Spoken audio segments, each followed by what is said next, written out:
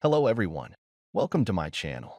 My name is Ari, and today we're going to have some more stories about our toxic life. But before we start, it would be so much appreciated if you would subscribe to my channel, like the video, if you enjoy it, and maybe leave a comment down below.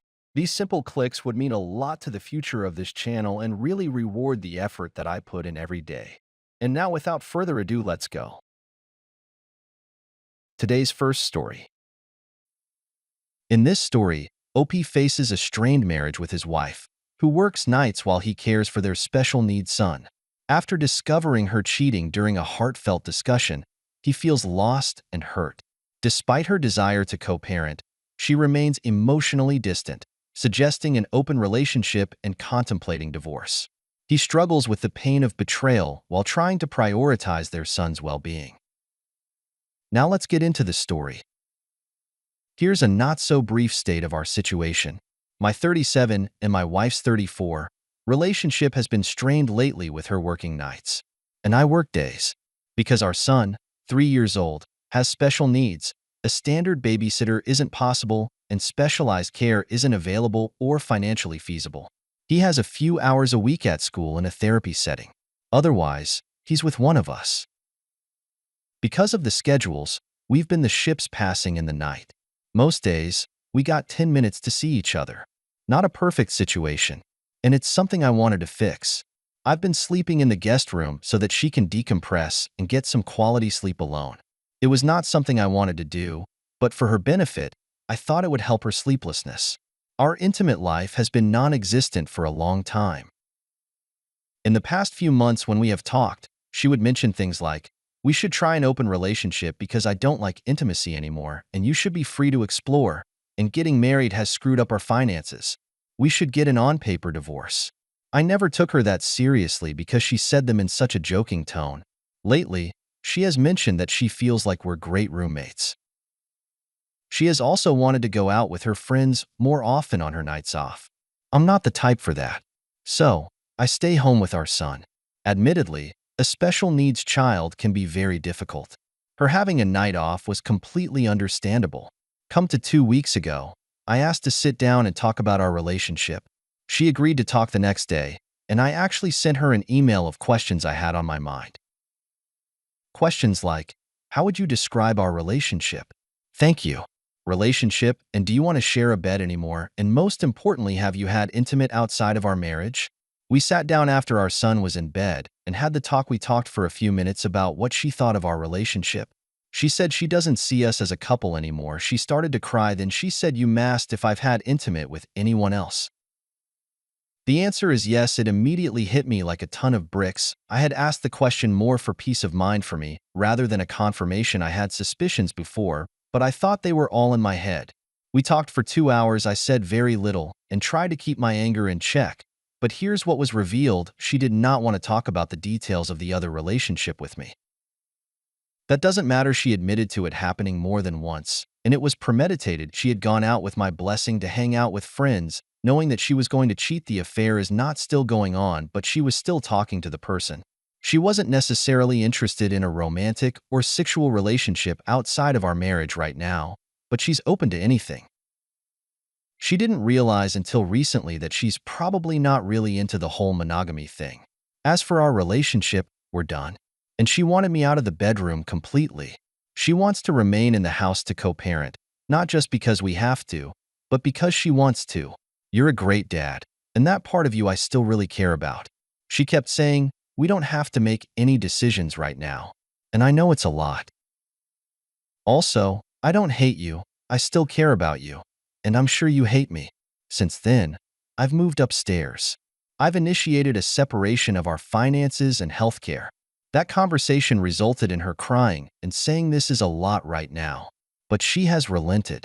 She has also said that she's depressed and mourning, losing her best friends, and retreats to her room frequently. I've mentioned divorce, her moving out and selling the house, all of which are returned with vague warnings of expense and difficulty and disrupting our son. Conversations with my friends say she's gaslighting me or manipulating the situation so that she gets to have her cake and eat it too. I've come to believe that having her move out may be difficult for our son, but it's what's best for my mental health. and that's ultimately best for my son. But I have no idea how to make it happen. I feel so lost and broken. Just typing this up has taken a few days because I can't get through it all. All I think about is how I wanted to fix our relationship and how she put someone else above spending time with us. She used my dependability as a father for her selfish reasons. Then I think about being kind to her so that she can stay in our child's life. He will need both of us. It is sadness, then pain, then anger, then a few minutes of numbness before it starts again. Merry Christmas to me. I'll also add a few more pieces of information. As I said below, some of the nights out were explained as work-related social events or with friends for work that I don't know.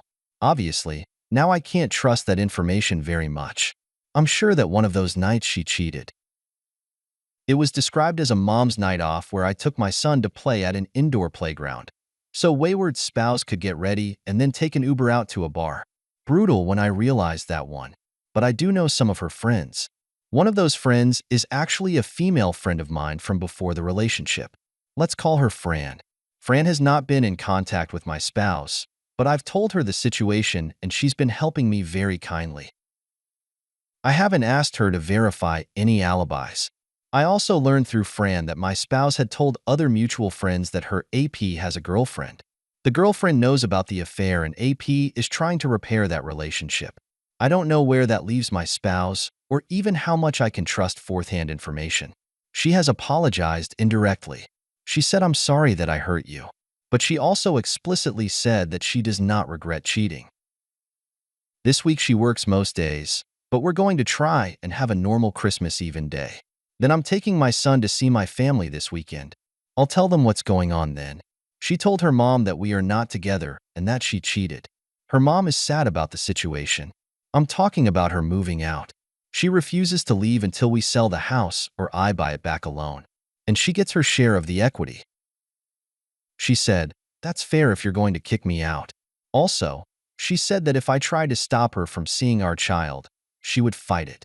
Those are the only two things she has been forceful or antagonistic about. She's open to seeing a divorce attorney or mediator whenever I want. I realized reading the above, I may have made her out to be more manipulative and colder than she may be.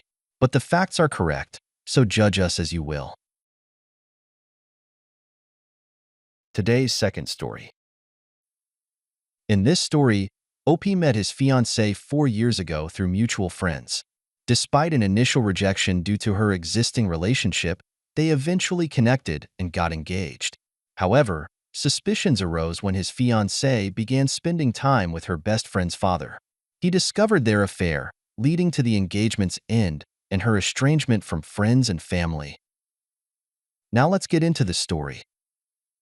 My fiancée and I met each other through mutual friends 4 years ago. We were at a small get-together, and I saw her from across the room and introduced myself. At the time, she was actually in a relationship with someone else, so she politely declined my invitation for dinner. About a month later, I got a text message from an unknown number only to see that it was her, and she was single and hoped I was still interested. I was glad that she reached out. I hadn't been pining over her during the time we were apart or anything, but I was very interested in her before I knew she was with someone else. We went out and had a good time together. Things continued from there. I proposed to her on New Year's Eve in front of all of our friends. It was super romantic, and I knew that a lot of people saw our relationship as one to look up to. I thought I found my soulmate. My fiancée had a best friend, we'll call her Kate, and she was always in our apartment. I didn't usually mind because Kate and I got along well.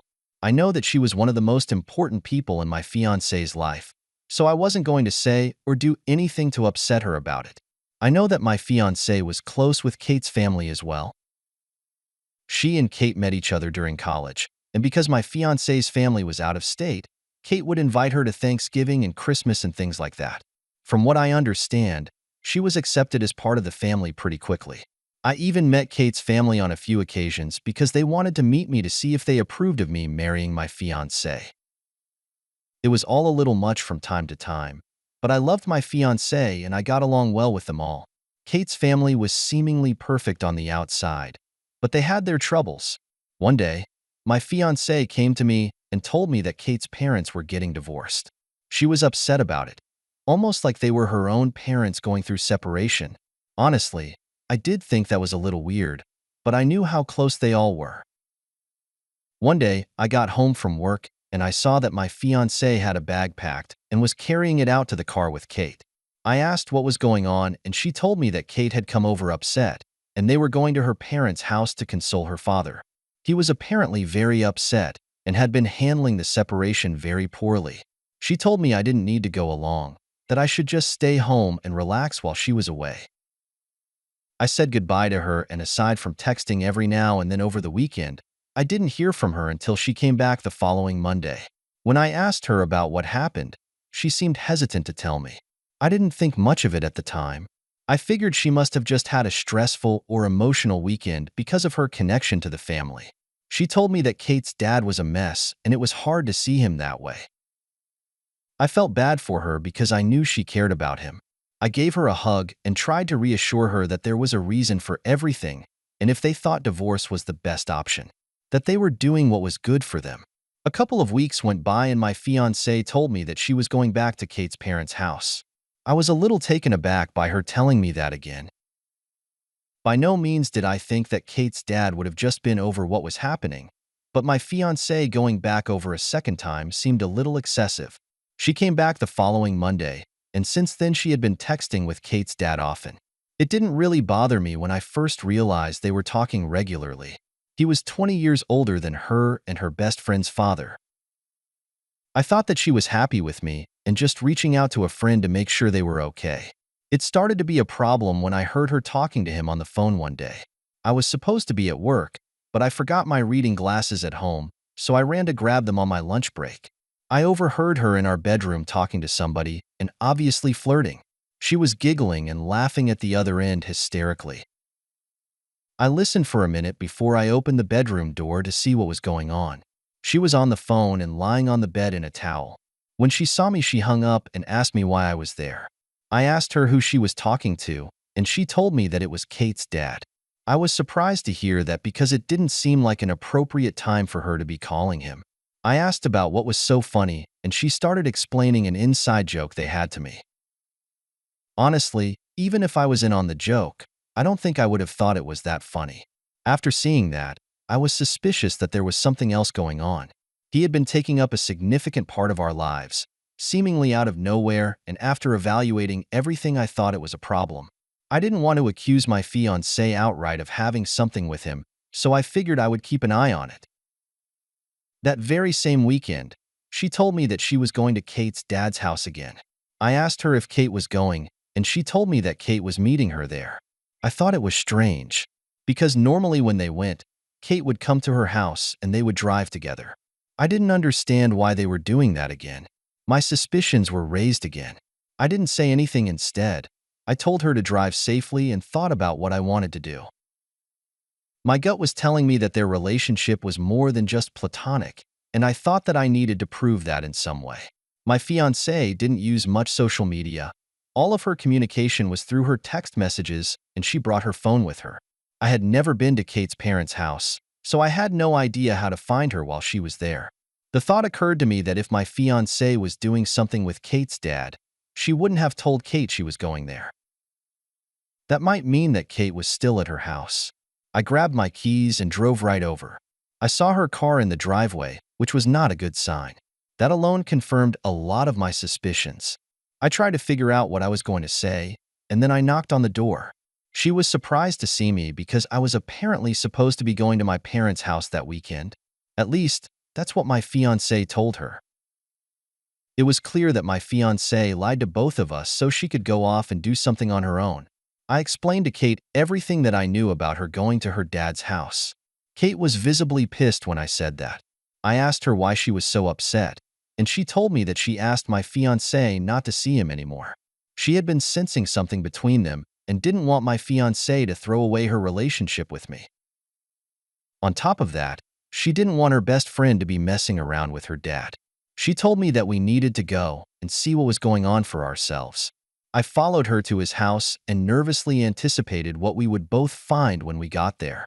Kate stormed out of her car when we arrived and saw my fiancé's car in the driveway. She had a key to get in, so she opened the door for us.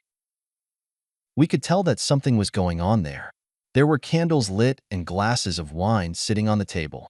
We heard music playing in the bedroom, and Kate asked me to go in because she didn't want to see her father having intimate. I didn't want to see it either, but I took one for the team. I opened the door, and I found them right in the middle of sleeping together. Kate's dad thought I was an intruder at first, but then Kate yelled from around the corner for him to put his pants on and go out to the living room. We waited for them there, and both of them came out to find us after they got dressed. My fiancée looked like she had just been told she only had a day to live. She was distraught that I discovered her affair. She begged me to forgive her without even telling me anything about it. She tried to tell me that it was a mistake, but it seemed like something she had been planning for some time if it hadn't been going on already. Right there, I told her that the wedding was off, and I asked for the ring back. I told her that we could no longer live together either. I wanted her out of the house as soon as possible. Kate's dad tried to explain and say that she was there for him, and it just happened. Absolutely none of what I saw walking into that house made it seem like it was an accident. Neither of them could take responsibility for what they'd done. Kate was furious with both of them and told them that she didn't want to talk to them ever again. I figured it would be easier for her to cut off my fiancé, but her father, I imagined, would be more difficult. Honestly, I doubted she would not speak to him ever again. But their relationship would never be the same, and that would suck for them both. Kate and I eventually left and went back to her house. We unwound and got completely trashed that night. While we were drinking, she told me about all the things my fiancé told her about our relationship.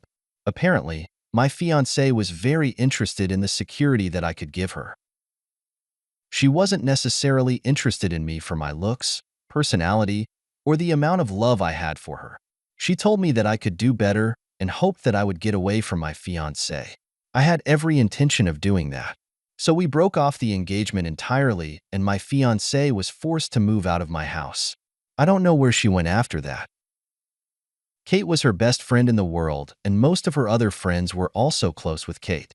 I'm sure none of them were happy that she slept with Kate's dad. It was quite the betrayal on her end. I do keep in contact with Kate, and she told me that she does not speak to her father.